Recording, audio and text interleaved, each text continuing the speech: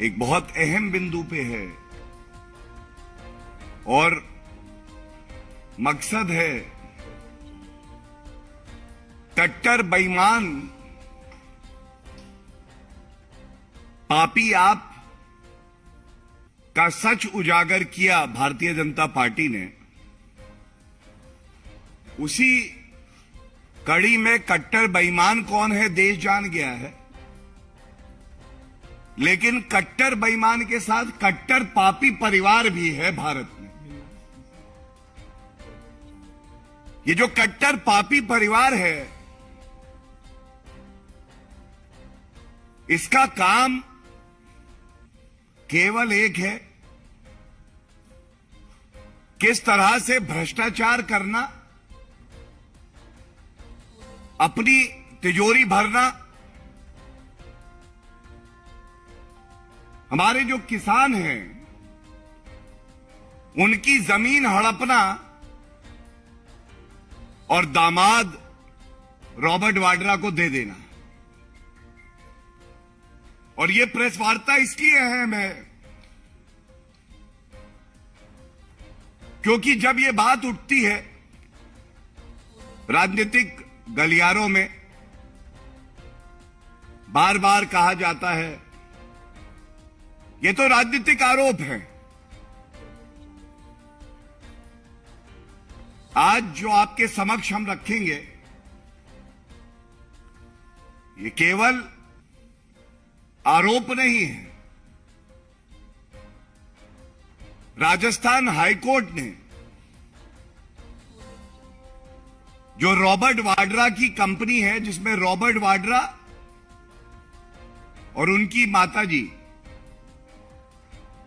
Partners हैं, वो Rajasthan high court गए थे बीकानेर में जब कांग्रेस की सरकार थी।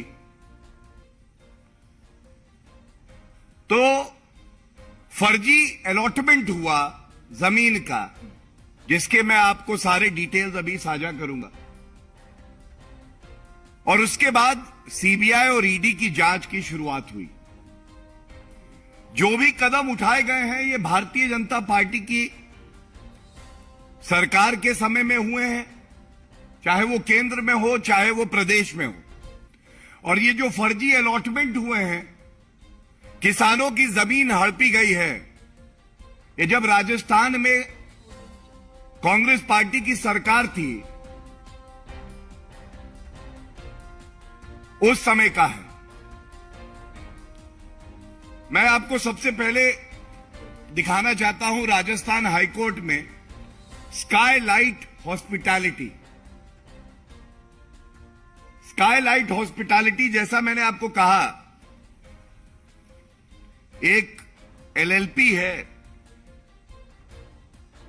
और कोई बात छिपी ना रहे और कोई तथ्य काटा ना जाए, इसलिए दिखा दूं। ये जजमेंट में है और जब न्यायालय का जजमेंट होता है तो वो तथ्यों के आधार पे गलत नहीं होगा। इसमें लिखा है the petitioner Skylight LLP of which Robert Vadra and his mother were partners. क्या मांगा इन्होंने? चार्जशीट दाखिल करी सीबीआई ने और ईडी जांच कर रहा था। तो इनकी प्रेयर जो है वो मैं आपको बता दूं। इन्होंने कहा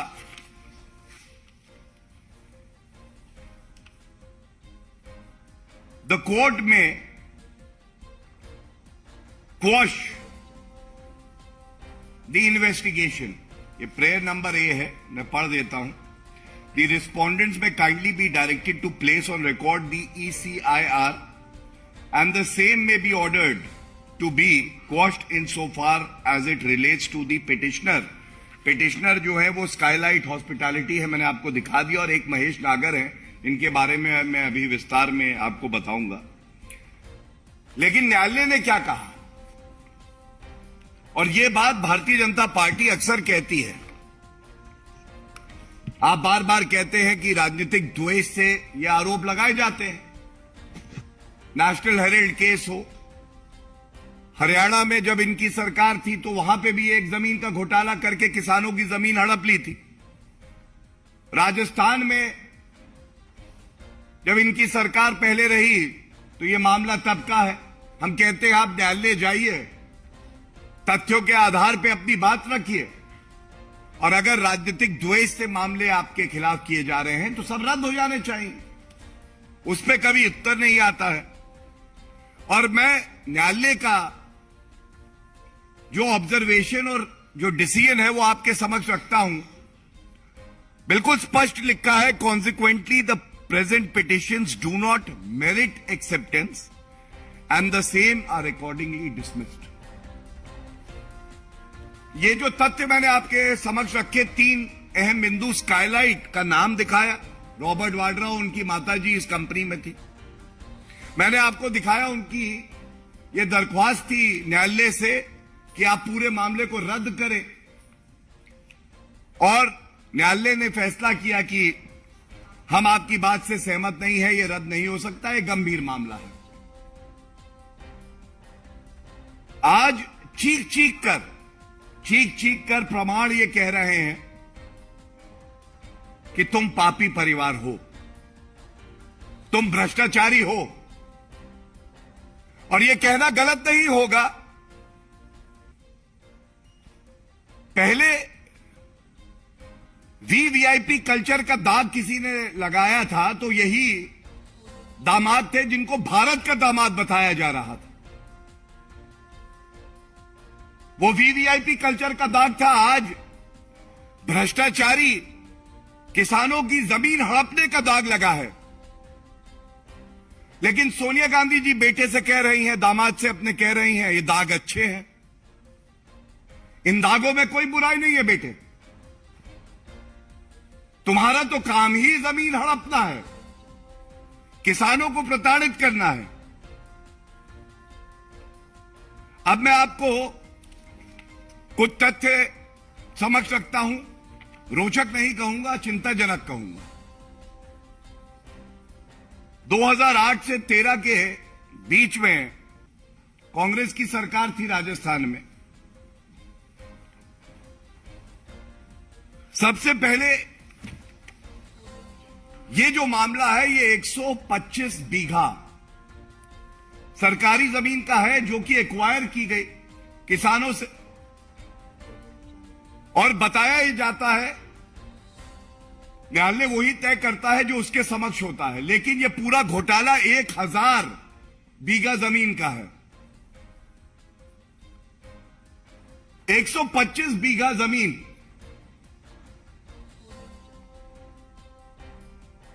अशोक गहलोत की सरकार, तब भी मुख्यमंत्री थे, ये नत्थाराम और हरिराम को अलॉट करती है। अब इस पे ध्यान दीजिएगा, जब भाजपा की सरकार राजस्थान में आई तो एफआईआर दर्ज हुई और जांच पुलिस ने भी करी और साथ में सीबीआई और ईडी भी कर रहे हैं। तो जांच में यह आया कि ये नत्थाराम और हरिराम ढूंढने से भी मिल क्यों नहीं रहे। तो पता यह चला कि जो सरकार थी अशोक गहलोत की, ये पापी परिवार के आदेश में इतना गिर गई कि इन्होंने एक नॉन एग्जिस्टेंट, यही शब्द का इस्तेमाल किया है कोर्ट ने, फिक्टिशियस, जो व्यक्ति थे ही नहीं, उनको जमीन अलॉट कर दी। सबसे पहले तो प्रश्न नंबर 1 यही होगा, अशोक गहलोत जी ऐसी क्या मजबूरियां रही? ये नत्थाराम और हरिराम तो थे ही नहीं, और आपने जो व्यक्ति था ही नहीं उसको किसानों की जमीन दे दी।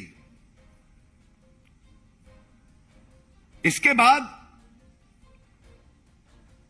एक पावर ऑफ अटॉर्नी होल्डर दिखाया गया, उसका नाम था गुगनगर। पावर ऑफ अटॉर्नी होल्डर जो ये लैंड बेचेगा,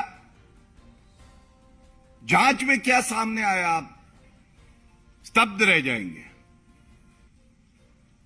इस गूगनर को भी ढूंढा गया, गूगनगर को ढूंढते ढूंढते पता चला कि गूगनगर जो पावर ऑफ अटॉर्नी होल्डर है वो भी है ही नहीं। जिसको जमीन अलॉट करी वो है नहीं, हवा में गायब हो गए। और जो व्यक्ति नत्थाराम और हरिराम को अलॉटेड जमीन बेच रहा है, पावर ऑफ अटॉर्नी होल्डर गूगनगर, ये भी है ही नहीं। ये जमीन बेचता है राजेंद्र कुमार को। अब यहां से नाम है स्काईलाइट, आसमान, लेकिन भ्रष्टाचार को गांधी परिवार, पापी परिवार आसमान तक लेके गया है। राजेंद्र कुमार ने जमीन बेची अशोक कुमार को। अशोक कुमार कौन है? अशोक कुमार ड्राइवर हैं एक महेश नागर के, और महेश नागर जो मुख्य व्यक्ति है उनके बारे में मैं बता दूं। महेश नागर रॉबर्ट वाड्रा के मैनेजर हैं। महेश नागर पावर ऑफ अटॉर्नी होल्डर भी है स्काईलाइट के। तो ये जो अशोक कुमार ड्राइवर हैं रॉबर्ट वाड्रा के मैनेजर के, ये फर्जी लोगों से जमीन लेते हैं सरकारी, और उसके बाद स्काईलाइट को बेच देते हैं। अनियमितताओं का भंडार, कानून की अनदेखी, क्योंकि दामाद नंबर 1 को खुश करना है। पापी परिवार, गांधी परिवार, उसने इशारा कर दिया तो अब कानून कहां है। अशोक गहलोत कह रहे हैं खाता ना बही, सोनिया गांधी जो कहे वही सही। लोग नहीं है तो क्या हुआ, सोनिया गांधी ने कहा है अलॉट तो करनी होगी। किसान की जमीन है तो क्या हुआ, दामाद जी का पापी पेट भरना है। ये सवाल जो पूछे हैं कि ये जमीन राजस्थान की सरकार ने, अशोक गहलोत मुख्यमंत्री थे उनके कार्यकाल में अलॉट कैसे करी, जो पावर ऑफ अटॉर्नी होल्डर है ही नहीं, तो वो ये ट्रांजैक्शन कैसे करता है। इसके बाद रॉबर्ट वाड्रा जी क्या करते हैं ये जानने की आवश्यकता है। रॉबर्ट वाड्रा 30 लाख रुपए का एक चेक, तिथि नोट करिएगा, 22 दिसंबर 2009, 30 लाख का एक चेक लिखते हैं। सब अचंभित हैं। ये घोटालेबाज, भ्रष्टाचारी परिवार वाले किसी को रुपया दे रहे हैं 30 लाख। ये चेक दिया जाता है अशोक कुमार को, जो महेश नागर के ड्राइवर हैं। लेकिन आप हैरान हो जाएंगे, अशोक कुमार की पावर ऑफ अटॉर्नी यह है 31 दिसंबर 2009 की। 31 दिसंबर 2009 पावर ऑफ अटॉर्नी आ रही है बाद में, और दस्तावेज में जो ट्रांजैक्शन कर रहे हैं वो पहले 30 लाख का चेक है जो 29 तारीख को इनकैश हो गया था। ये क्या दर्शाता है? ये दर्शाता है इनको लगा कि हमारी चोरी, हमारा भ्रष्टाचार कभी पकड़ा नहीं जाएगा। और उसके बाद एक और अहम बिंदु यह है, अशोक कुमार का स्टेटमेंट जांच एजेंसी ने लिया। आप अचंभित होंगे कि अशोक कुमार ने कहा कि 30 लाख रुपए आए और मुझसे विड्रॉ करा के वो 30 लाख रुपए रॉबर्ट वाड्रा ने वापस ले लिए। मतलब 30 लाख रुपए दिए, उसी वक्त विड्रॉ कराए और वो वापस चले गए। ये स्टेटमेंट है। एक और प्रश्न पूछा जाना चाहिए, महेश नागर तो केवल एक मोहरा है, उसका अपना वक्तव्य है जांच एजेंसी को, और वो कहता है दो बातें। पहला, मैं रॉबर्ट वाड्रा के लिए काम करता हूं, और दूसरा जो बड़ा अहम है, उसने कहा ये जो सारी जमीन है और ये सारा ट्रांजैक्शन है, मुझे कुछ नहीं पता, ये तो रॉबर्ट वाड्रा के कहने पे ही हुआ है। अब आप मुझे बताइए, 1000 बीघा जो भूमि है किसानों की, सरकार उसको इसलिए एक्वायर करती है क्या कि गांधी परिवार के जो भ्रष्टाचारी हैं उनको दी जाए? किसान से लो, रॉबर्ट वाड्रा को दो। रॉबर्ट वाड्रा लैंड माफिया हो गए, भूमाफिया है रॉबर्ट वाड्रा।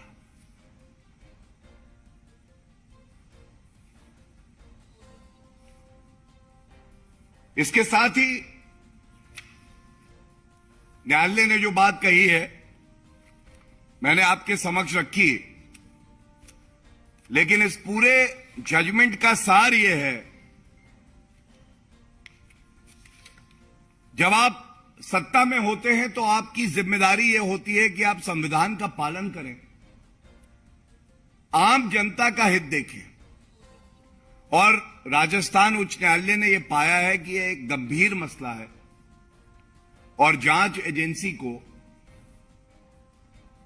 इस मामले में, ये ईडी थी जांच एजेंसी, सीबीआई चार्जशीट दाखिल कर चुकी है, वो आगे भी जांच करेंगी,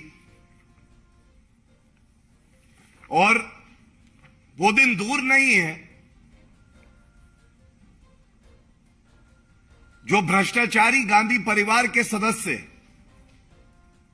ये सोचते हैं वो कानून से ऊपर हैं,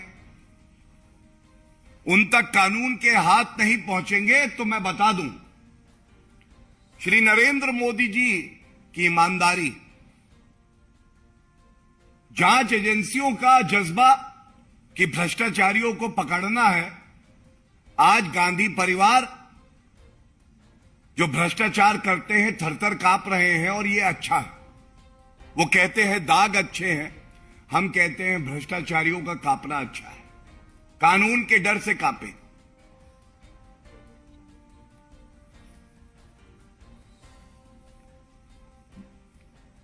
That would be all. If there are any questions that may be asked on this subject, and I will be more than pleased to ask them on this subject first.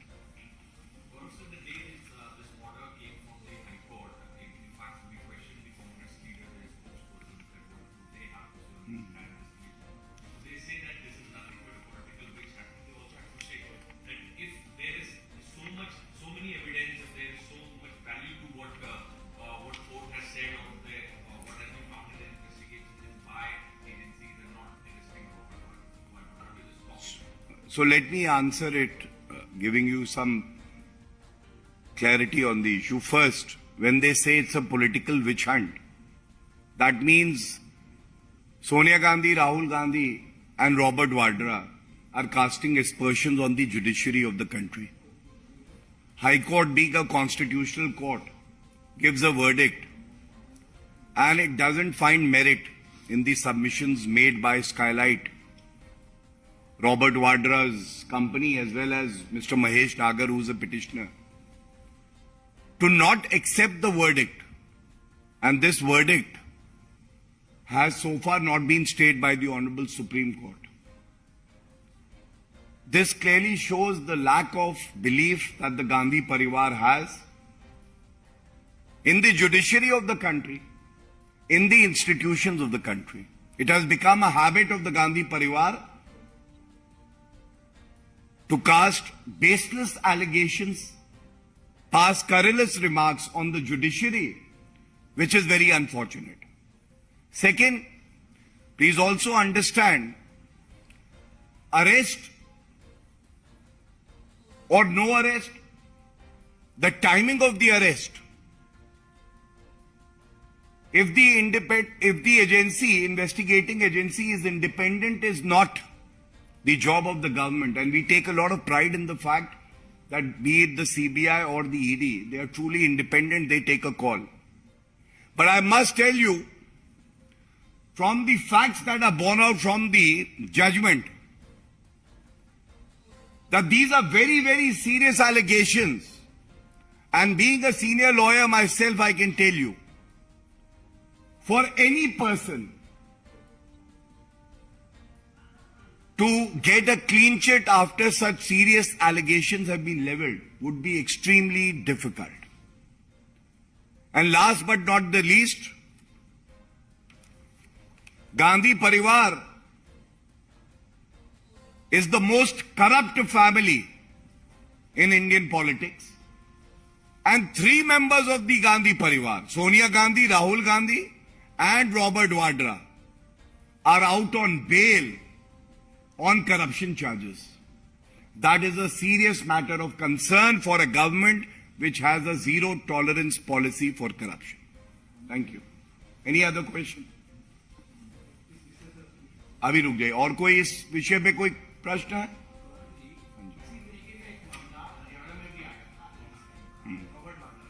बिल्कुल.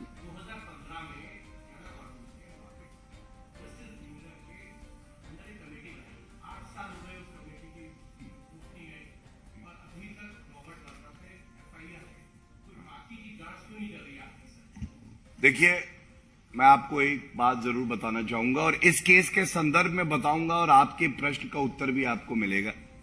जिस मामले की आप बात कर रहे हैं उसमें न्यायालय ने, उच्च न्यायालय और सर्वोच्च न्यायालय ने भी हस्तक्षेप किया था, अगर मुझे सही याद है, और ये आदेश किया था कि सीबीआई जांच हो. इस मामले में जो जांच चल रही थी उस पर रोक उच्च न्यायालय ने लगाई. 83 हियरिंग्स हुई और जो कार्य अवधि होती है जब रोक लगती है तो उस वक्त कोई जांच आगे नहीं बढ़ सकती है. अक्सर ऐसा होता है कि जब जांच एजेंसियां जांच कर रही होती हैं तो न्यायालय में जाने का अधिकार हर व्यक्ति को है, वो जाता है और जांच पे रोक लग जाती है जिससे डिले होता है.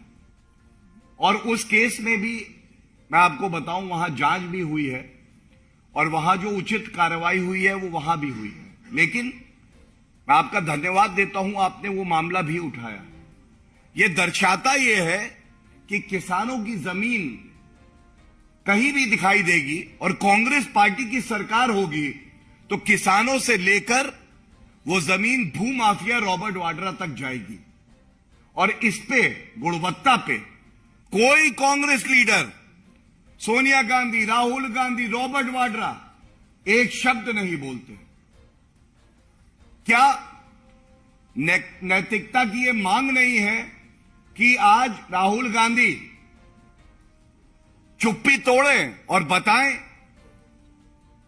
कि देश को लूटने वाले रॉबर्ट वाड्रा पे उनका क्या मत है? सोनिया गांधी को यह बताना चाहिए. राजस्थान में उनकी सरकार थी 2008 से 2013 और हरियाणा में उनकी सरकार थी और दोनों जगह यह संयोग है कि रॉबर्ट वाड्रा का नाम आता है और किसानों की जमीन हड़प ली जाती है. यह चिंताजनक है.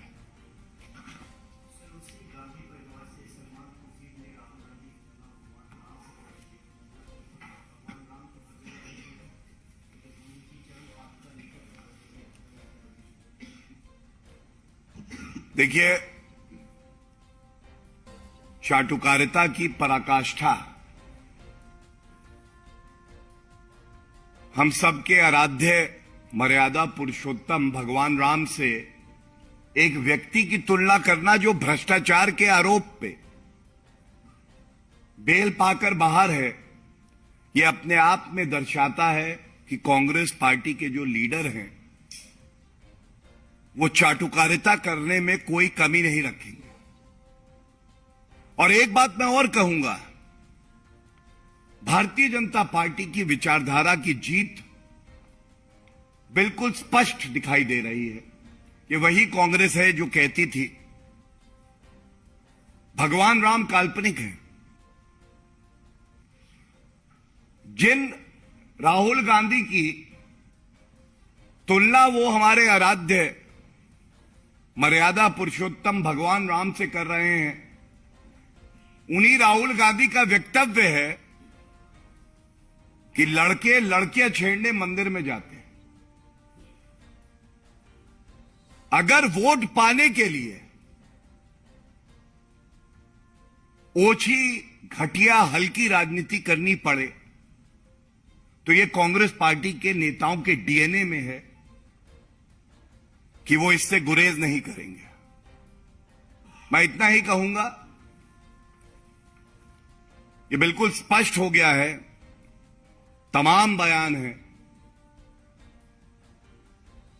हिंदू समाज की, और केवल हिंदू समाज की क्यों, पूरे भारत के हर नागरिक की भावनाओं को आहत करने का काम कांग्रेस पार्टी करती आई है और कर रही है। क्योंकि भगवान से तुलना करना, किसी के इष्ट से एक व्यक्ति की तुलना करना अपने आप में एक दुस्साहस है और जनता इनको जरूर सबक सिखाएगी।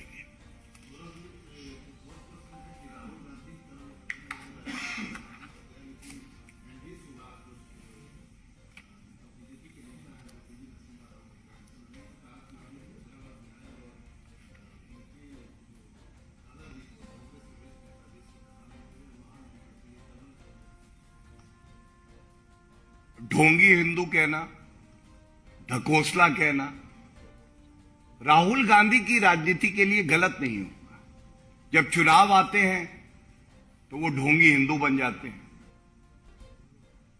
अब वो सदैव अटल पर जाते हैं। ये देख के अच्छा लगा कि भ्रष्टाचारी राहुल गांधी ईमानदारी की प्रतिमूर्ति श्रद्धेय अटल बिहारी वाजपेयी जी की समाधि के सामने झुक गए। और यह सवाल भी पूछा जाएगा कि चल के आए हजारों किलोमीटर, फिर भी फासला मीलों का क्यों रह गया। और यह भी पूछा जाएगा कि अगर गांधी परिवार से कोई कांग्रेस का नेता जो बड़ा नेता बन जाता है तो उसको खत्म क्यों कर दिया जाता है, उसको आदर क्यों नहीं मिलता, चाहे वो पीवी नरसिम्हा राव जी हो, चाहे वो सीताराम केसरी जी हो, चाहे हम सबके आदर्श लौह पुरुष सरदार वल्लभ भाई पटेल जी की बात कर ले, चाहे डॉक्टर बी.आर. अंबेडकर जी की बात कर ले, और चाहे नेताजी सुभाष चंद्र बोस जी, उनको उचित सम्मान नहीं दिया। और मैं अंत करूंगा केवल एक बात कह के, यह सवाल पूछा जाना चाहिए कि डॉक्टर बी.आर. अंबेडकर साहब और सरदार पटेल जी को भारत रत्न 1990 और 1991 में मिला, लेकिन क्या यह सत्य नहीं है कि जवाहरलाल नेहरू का अपना मंत्री परिषद उनको भारत रत्न देता है, इंदिरा गांधी और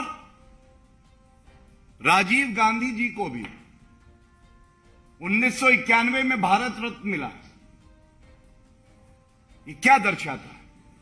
ये दर्शाता है कि ढोंग पाखंड की राजनीति राहुल गांधी करते हैं। और अगर परम श्रद्धेय अटल बिहारी वाजपेयी जी के आदर्शों पे वो चलें, आत्मचिंतन करें, तो बेहतर होगा। धन्यवाद।